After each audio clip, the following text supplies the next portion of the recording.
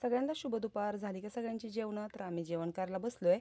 आणि ह्यांनी काय केलं, आणखीन आज झाडाची चांगली भरपूर सारी सीताफळं काढलेली आहेत. ही 2 पिकलेत. मी आणि मला आणि आत्याला खायला घेतली आहेत. झाडाला सीताफळं पिकायला लागली आहेत. जेव्हा मुली होते तेव्हा सीताफळं पिकली नाहीत. खूप सारी त्यांनी खाल्ली असती, कारण काल मामांच्या बहिणीने पण खूप सीताफळं आणली होती. जेवणात बनवलेली आहे मी आज छान अशी भोपळ्याची भाजी. हिरव्या मिरचीचा भोपळा बनवला आहे आणि भाकरी, चपाती. आम्ही दोघी बसलो जेवायला. सगळ्यांची झालीत बाकी, म्हणजे मामांचं ह्यांचं जेवण झालं. जाणार आहोत आम्ही आता टॅमॅटो काढायला, कारण खूप ऊन पडले आणि पाऊस येण्याची शक्यता आहे. त्याच्यामुळे मग आधीच जाऊन काढावे लागणार आहेत. तर कसं वाटलं छान असं दुपारचं रानातलं जेवण, ते तुम्ही मला नक्की कमेंट्समध्ये सांगा. लोणचं घेतलं इकडे छान असं. तर मग व्हिडिओ कसा वाटला तेही नक्की कमेंट्समध्ये सांगा. आणि आमची रानातली सीताफळं खायला नक्की या.